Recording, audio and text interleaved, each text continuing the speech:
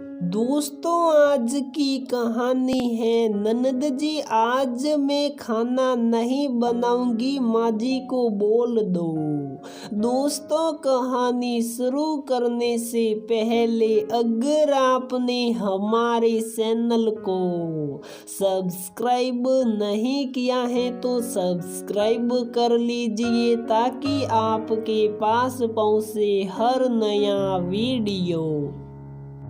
देख बेटा, बहुत ऊंचे घर से रिश्ता आया है, खूब अच्छे से तैयार होना और ये गुलाबी साड़ी पहन ले और हाँ, अपने बाल खुले रखना, तेरे पे बहुत सुंदर लगते हैं खुले बाल।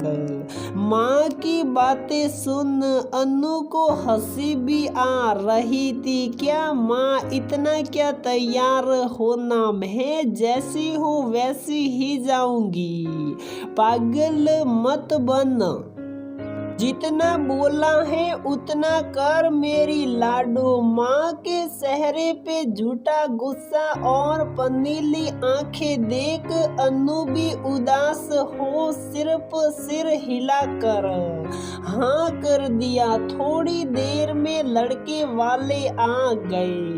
अनु के घर वाले सब ऐसे खातिरदारी में लगे थे जैसे कोई राज घराने से आए हो। तरह तरह के मेवे, नमकीन, मिठाइयों से टेबल सज गया था। अनु भी गुलाबी साड़ी में बेहद खूबसूरत लग रही थी। हंसी खुशी के माहौल में सब कुछ तय हो गया, बस एक नजर भर देख पाई थी अनु अपने होने वाले पति राजेश को और दिल धक धक कर उठा था। जल्दी ही दुल्हन बन आ गई। राजेश के घर भरा पूरा घर था। जेठ जेठानी, सास ससुर, एक छोटी ननद और पति राजेश, हर तरह से सुखी संपन्न ससुराल जिसकी कामना हर लड़की के माता पिता करते हैं। अनु के जेठ जी दूसरे शहर में नौकरी करते थे, सो शादी के 2-4 दिन बाद ही वो जेठानी जी और बच्चों के साथ चले गए। घर ये अब सिर्फ 5 लोग ही थे। शादी के कुछ दिनों बाद सासू माँ ने अनु रसोई की जिम्मेदारी संभालने को कहा। काम तो अपने घर भी करती ही थी, तो ये भी तो मेरा घर ही था और सासू माँ भी साथ में मदद कर रही थी। 4-5 लोगों का खाना ही कितना होगा, ये सोच सो खुशी खुशी हामी भर दी अनु ने। 1-2 दिन तो सासू माँ भी रसोई में आई और अनु को सब कुछ समझा दिया, जैसे कब किसे क्या चाहिए, किसे खाने में क्या पसंद है। 1 हफ्ते बीतते बीतते अचानक से अच्छी भली सासू माँ को घुटनों का दर्द शुरू हो गया। अब तो मुझसे ना हो पाएगा, बहू तो रसोई संभाल ले। अनु क्या कहती, सासू माँ से तो बस अकेली रसोई की कमान संभाल ली। नंद रानी रितु तो पहले ही सबकी लाडली थी, उससे तो कोई उम्मीद ही अनु को नहीं थी। अब रसोई की सारी जिम्मेदारी अनु पे थी। सुबह की चाय से लेकर रात के खाने तक रसोई संभालते संभालते अनु थक कर बेहाल हो जाती। नई नई दुल्हन के चेहरे का नूर मिर्ची मसालों में खोकर रह गया था और इसका असर अनु और राजेश के दाम्पत्य जीवन में भी पड़ने लगा। जब तक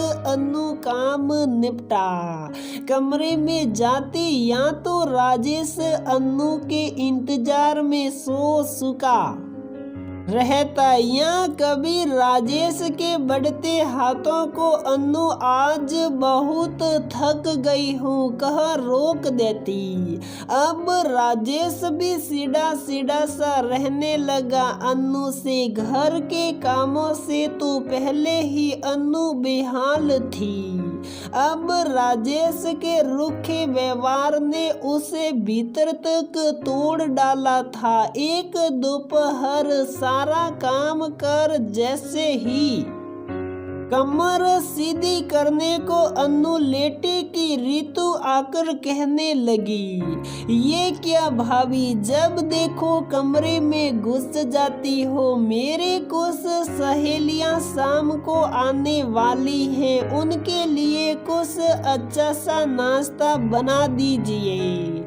रितु दीदी, मेरे कमर में दर्द है और थक भी गई हूँ, आप माजी से बोल कर बनवा लीजिए या फिर बाहर से मंगवा लीजिए। अन्नू का बोलना नहीं था कि रितु ने अपनी माँ के कान भर दिए। गुस्से से आग बबूला हो अन्नू की सासू माँ अन्नू के कमरे में आ उसे बातें सुनाने लगी।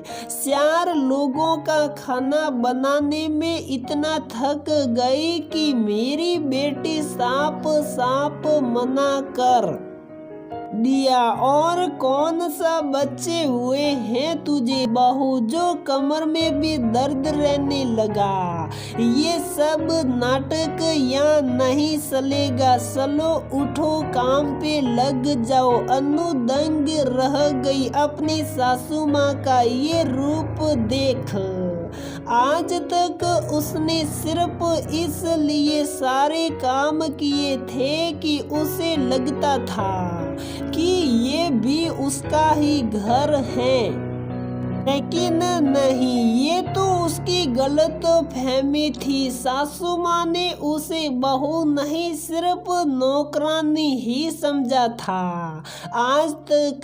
वाह माजी, जब से बहू बन आई हूँ सारे काम शुभ साफ किए तो मैं ठीक थी। आज सिर्फ एक काम को मना किया, वो भी तब जब मेरी तबीयत ठीक नहीं। आपने मुझे मेरी औकात दिखा दी। और ये जरूरी तो नहीं कि कमर दर्द बच्चे होने पे ही हो।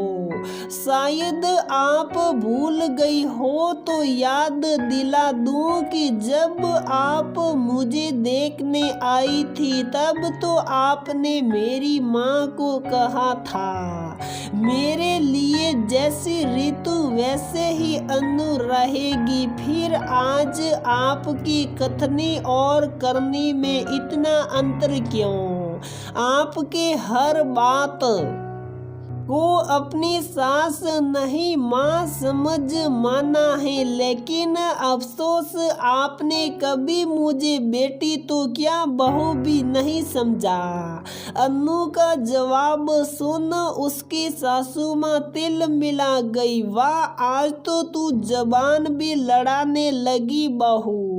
यही संस्कार और तमीज है तुम्हारी, अपनी सास को जवाब देना। तुम्हारे आने से पहले तक मैंने ही तो सब संभाला था। बड़ी बहू भी 2-4 महीने रुक अपने पति के साथ चली गई। मैंने सोचा चलो छोटी बहू से सुख मिलेगा, लेकिन नहीं, बहू का सुख तो मेरी किस्मत में ही नहीं। सासू माँ ने अपना प्रलाप शुरू कर दिया। बिल्कुल माजी, आप बड़े हैं, मुझसे जितना बन सकेगा मैं आपको आराम दूंगी, लेकिन बदले में सम्मान तो चाहूंगी ना।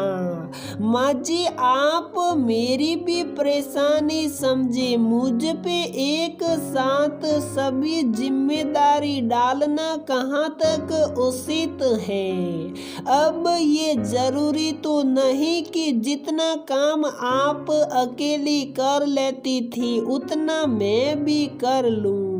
सारा दिन मैं अकेली सारा काम करती हूँ और आप और रितु मेरी थोड़ी मदद भी नहीं करती। ये कहाँ तक सही है माँ जी? शायद आपके इसी व्यवहार से जेठानी जी यहाँ नहीं रुकी और ना ही आना चाहती है। और माँ जी, संस्कारों की बात कहाँ से आई? यहाँ तो बात मेरे आत्म सम्मान और मेरे हक का है। आज से सारे काम आपको बांटने होंगे और मैं वही और उतना काम ही करूंगी जितने मैं खुशी से कर सकूं। बोझ समझकर नहीं, आप बंटवारा करें तो ठीक, नहीं तो मैं कुछ भी नहीं करने वाली। इतना कह अन्नू अपने कमरे में चली गई। अन्नू की बातें सुन उसकी सासू माँ के होश उड़ गए। उन्होंने कभी सोचा ही नहीं था अन्नू ऐसा भी बोल सकती है। वो समझ गई इससे ज्यादा बात बढ़ी तो उनका बेटा भी ना हाथ से निकल जाए। अगले दिन से अन्नू ने देखा रितु ने सफाई का काम और माँ जी ने रसोई के ऊपर के कामों में अन्नू का हाथ बटाना शुरू कर दिया। अब अन्नू पे काम का कम बोझ था। जितना काम उसके हिस्से में था वो खुशी से करती। काम का बोझ कम हुआ तो राजेश और अन्नू के दाम्पत्य जीवन में भी फिर से खुशियों ने दस्तक दे दी। फिर ये दोस्तों, कई बार बहू लाते वक्त हम ये तो कह देते हैं कि हम बहू नई बेटी ले जा रहे हैं। हम बेटी बहू में फर्क नहीं करते, लेकिन क्या सच में ऐसा होता है? आज भी समाज में बहुओं से तो कोई उम्मीद करते हैं, लेकिन अपनी बेटियों से नहीं। समाज में ये बदलाव क्या कभी देखने को मिलेगा हमें? तो दोस्तों, हमारी ये कहानी यहीं पर समाप्त होती है। अगर आपको हमारी ये कहानी पसंद आती है तो प्लीज वीडियो को लाइक करें, शेयर करें और हमारे चैनल को सब्सक्राइब जरूर करें।